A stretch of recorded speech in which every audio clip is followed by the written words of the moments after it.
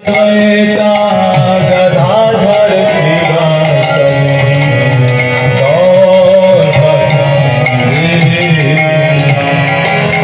श्री कृष्ण चलेता। आजचा हा जो आपला कार्यक्रम आहे तो श्री गोविंद गौशाला ट्रस्ट आणि गीता लाईफ चिखली यांच्या वतीने हा आयोजनाचा कार्यक्रम आहे। श्रीमद भागवत गोकथा। आता याच्यात भागवत पण आलं आणि गोकथा पण आलं, म्हणजे जे आपल्याला दिशा देतात गाय आणि गोविंद, बरोबर आहे की नाही। म्हणून आपलं हे जे गोविंद गौशाला ट्रस्ट आहे ते गायींचा सांभाळ करतात आणि त्याच्यासोबत जे गीता लाईफ आहे, गीता लाईफ म्हणजे गीतेला लाईफ मध्ये कसं इन्क्लूड करायचं तर त्याच्याबद्दल एक मार्गदर्शनसाठी आपल्याकडे आज लाभलेले श्रीमान सुंदर चैतन्य प्रभूजी हे इस्कॉन मुंबईवरून आपल्याला लाभले आणि या 3 दिवसाचा सत्र खूपच उत्साहामध्ये चालू आहे। त्याच्यासोबतच मुंबईवरून चांगले कलाकार त्यांनी पहिल्या दिवशी भगवान श्रीकृष्णाच्या वेगवेगळ्या लीला सादर केल्या। काल त्यांनी दुसऱ्या दिवशी त्यांनी भरत मिलाप सादर केलं आणि आज रुक्मिणी माताच्या जन्मापासून तर लग्नापर्यंत ते लीला सादर करणार आहेत। अशा पद्धतीने हा कार्यक्रम खूपच चांगल्या पद्धतीने चालू आहे आणि लोक खूप आनंद घेत आहेत। जय गोमाता। आणि याला पार पाडण्यासाठी खूप भक्तांनी डायरेक्ट इनडायरेक्ट खूप मदत केली। भक्तांनी लोकांना इथं आणण्यासाठी बसेसची व्यवस्था आहे, प्रसादची व्यवस्था आहे, मार्गदर्शन आहे, कोणी काय व्यवस्था करत आहे, या सर्वांचा खूप खूप आभार। हो जाएगा। कुछ हीरे देंगे वो भी कुछ काम के नहीं होंगे, क्योंकि जो काम उन्होंने किया है उसके लिए कुछ हीरे जवाहरात भी कम पड़ेंगे। तो यहाँ पे बहुत सुंदर आता है। हमारी वैदर्भी कृष्ण का आगमन सुनकर अत्यधिक प्रसन्न हुई। पास में देने योग्य कोई उपयुक्त वस्तु न पाकर उसने ब्राह्मण को केवल नमस्कार किया। तो ये नमस्कार करना भी कोई सामान्य चीज़ नहीं है, क्योंकि जब हम नमस्कार करते हैं तो अपने आप को अर्पण करते हैं। आजकल आप देखेंगे कि नमस्कार करना एक ऐसे रिचुअल हो गया है, ना तो नमस्कार लेने वाला और करने वाला दोनों भी ऐसे उड़ते उड़ते नमस्कार कर लेते हैं। तो देखा है ना आजकल, वो पहले तो पूरा चरणों में शीश रख के नमस्कार करने का विधि है, आजकल ऐसे ही करते थे। जैसे कोई ये अकड़ गया है तो झुक नहीं पाते हैं, और आजकल तो सीधा रह के सिर्फ पाई लागू बोलते हैं। तो पाई लागू ऐसे बोला नहीं जाता है, एक्चुअली करना होता है वो, तो चरणों में झुकना होता है। तो यहाँ पे जो ब्राह्मण है उनके प्रति अपना समर्पण वो दिखा रही है। तो यहाँ पे जो ब्राह्मण है जो संदेश लेके गए थे कृष्ण को, वो जो है वो गुरु का प्रतिनिधित्व करते हैं। हमारे जीवन में जब अगर हमको कृष्ण प्राप्ति करना है, अगर हमारे जीवन में कृष्ण आने का हमको लगता है, तो हमको भगवान को संदेश भेजना पड़ेगा किसी ऐसे सुव्यवस्थित व्यक्ति से जो हमारी ओर से भगवान को हमारा संदेश दे, और वो होते हैं गुरु। तो हमारे जो आध्यात्मिक गुरु है वो हमारी ओर से भगवान को निवेदन करते हैं कि कृपा करके ये जीव का आप उद्धार कीजिए, और फिर भगवान आके हमारा उद्धार करते हैं। तो हम और भगवान हमारे हृदय का भाव जानते हैं कि कितना हम उनको चाहते हैं, और वैसे ही भगवान हमारे साथ आदान प्रदान करते हैं। तो ये जो रुक्मिणी का प्रसंग है उसमें हमको सही विशुद्ध प्रेम क्या होता है वो समझता है।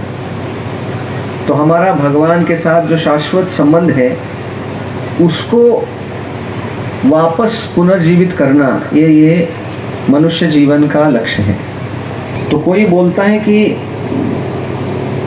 भगवान जो है वो तो कभी दिखते नहीं हैं, ना तो कभी, जैसे हम उस दिन भी बात कर रहे थे, कभी अगर हम किसी को बुलाते हैं मंदिर में, मेरा तो ये बहुत बार अनुभव है, मैं किसी को बोलता हूँ कि बहुत अच्छा है आप इतना धार्मिक है तो कभी आइए मंदिर में, तो जनरली ये उत्तर मिलता है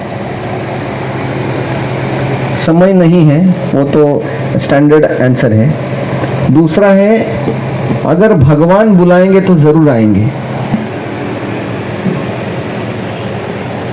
तो उसका मतलब क्या है, भगवान बुलाएंगे तो आएंगे? उसका आपको क्या लगता है कि भगवान आपको मोबाइल फोन करेंगे, मैं कृष्णा बोल रहा हूँ, बहुत दिन हुआ आपसे मिला नहीं, कृपा करके आइए आप अभी, ऐसा आप फोन का वेट कर रहे हैं भगवान के? या आपको भगवान का पत्र आएगा घर में आपके एड्रेस पे कि मैं वेट कर रहा हूँ?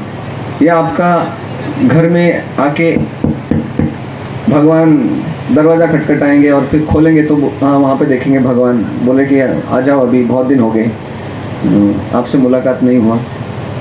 तो क्या हम समझ रहे हैं, भगवान बुलाएंगे तो आएंगे का मतलब क्या है? भगवान तो पहले से ही हमको बुलाए हैं, भगवान चाहते हैं। हम देखते हैं ये दुनिया में ऐसा क्या चीज़ें हैं जो हम बुलाने के बाद करते हैं। ऐसे कभी होता है, हमको समझो किसी मूवी देखने के लिए जाना है, हम बोलते हैं वो मूवी थिएटर का मालिक जब बुलाएगा तब हम जाएंगे, बोलते हैं ऐसा? तो हम तो ऐसे ही घुस जाते हैं, ब्लैक में भी घुस जाते हैं टिकट नहीं होने के बाद। लेकिन जब भगवान का विषय आता है तो बोलते हैं जब बुलाएंगे तो जाएंगे। तो ये कारण कुछ जमता नहीं है। तो भगवान के पास जाने के लिए हमको उत्सुक होना चाहिए। से ये आयोजन किया है जहाँ पे सैकड़ों भक्त आके भगवान के साथ जुड़ रहे हैं। तो आप जब यहाँ पे आते हो तो बहुत अच्छा लगता है, लेकिन क्या होता है कि ये जो अच्छा लगने का है वो रेगुलर होना चाहिए। ऐसे नहीं कि हफ्ते में, साल में 2-3 बार ऐसे अच्छा लगने के लिए हम आते हैं। तो आध्यात्मिक चीज़ जो है वो हर रोज करने का चीज़ है। जैसे आप देखेंगे कि यहाँ पे बहुत सारी माताएं बैठी हैं, तो उनसे अगर पूछा जाए कि आप अपने बेटों या बेटियों को प्रेम करती है तो हफ्ते में कितने बार करती है प्रेम? 4-5 बार हफ्ते में? रोज करते हैं ना? रोज कितने बार? दिन में कितने बार? हाँ, तो जो प्रेम होता है ना वो इवेंट नहीं होता है, वो मुहूर्त देख के नहीं किया जाता है। प्रेम जो होता है वो पार्ट टाइम जॉब नहीं होता है। हमारा प्रेम सिर्फ सुबह रहता है, बाद में हम दूसरा काम में लग जाते हैं। तो प्रेम जो होता है वो फुल टाइम जॉब है और हर रोज का है। तो वैसे ही भगवान के साथ प्रेम है ना, वो पार्ट टाइम नहीं होना चाहिए। तो फिर उसको पता चला कि भगवान दिखते नहीं हैं लेकिन हमेशा हमारे साथ रहते हैं, हमारा रक्षा करने के लिए और हमको वापस बुलाने के लिए। तो जैसे ये रुक्मिणी जी का संदेश है, वैसे ही भगवान भी हमारे लिए बहुत प्रेम से संदेश ऑलरेडी भेज चुके हैं। पता है कौन सा? जैसे ये प्रेम पत्र है रुक्मिणी जी का कृष्ण के लिए, वैसे कृष्ण ने ऑलरेडी प्रेम पत्र लिखा और भेजा है हम सब के लिए। आपको मिला है? हम सब घर में रखते हैं लेकिन पता नहीं होता है। तो ये प्रेम पत्र है गीता। तो गीता ऑलरेडी संदेश भगवान ने भेजा है कि जल्दी से आइए और जुड़ जाइए। तो गीता जो है वो भगवान का गीत है। वो जो गीत कब गाया जाता है, हम देखते हैं जब पिक्चर में होता है ना, दो बिछड़ जाते हैं तो गीत गाते हैं, ऐसे चांद के तरफ देखते वक्त। तो भगवान भी अपने अंशों के साथ गीत ये गाते हैं ताकि हम सब जो अनाथ है, अभी भगवान से बिछड़ चुके हैं, वो वापस भगवान के साथ कनेक्ट हो पाए सकते हैं। और उसका ही परिणाम है कि यहाँ पे इतने सारे लोग ऐसे अनुष्ठानों में आ रहे हैं। तो मैं तो बहुत बहुत आप सबका ऋणी हूँ। चौधरी फैमिली है, उनका मैं बहुत बहुत धन्यवाद देना चाहता हूँ कि उन्होंने ये बहुत मेहनत से ये इतना बड़ा प्रोग्राम का आयोजन किया। और आप देखेंगे कि आयोजन करते वक्त इतना आसान नहीं होता है। सबका ख्याल रखना, प्रसाद का व्यवस्था, रहने का व्यवस्था, तो ये सब वो क्यों कर रहे हैं? ताकि ज़्यादा से ज़्यादा हम भगवान के प्रति आकर्षित हो। तो हम सबको बहुत बहुत धन्यवाद देते हैं। और आप सब है उसका लीला देखेंगे बराबर निकला और कि उसके नहीं? बाद में फिर हाँ? प्रसाद होगा सबके लिए। तो वो तो एक चीज तो है कि नहीं? हम लोग बस 2 मिनट में आरती शुरू करने के लिए, तो ये सुबह हमारे साथ कर रहे थे बट लाइट डिस्टर्ब कर रहा था। हरे कृष्ण। तो अभी हम लोग उनका कीर्तन में भी भाग लेंगे। पहली बार प्रभु जी गाते हैं तब हम सुनते हैं, फिर उसके बाद में हम गाते हैं।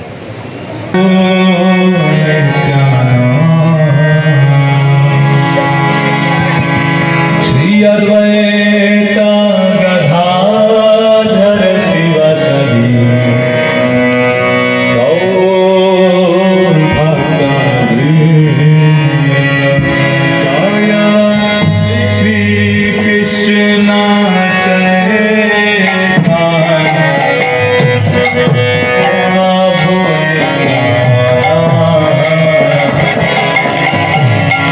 श्री अद्वैत गदाधर शिवासदि गौर भक्तवृंद। श्री कृष्ण चैतन्य प्रभु नित्यानंद। श्री अद्वैत गदाधर शिवासदि गौर भक्तवृंद।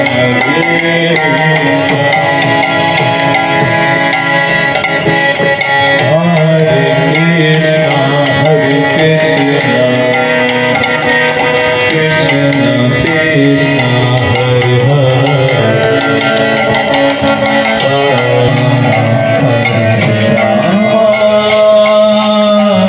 राम राम हरे हरे। बोलिए हरे कृष्ण कृष्ण कृष्ण हरे राम हरे राम, राम राम हरे हरे। हरे कृष्ण कृष्ण कृष्ण हरे हरे, हरे राम राम राम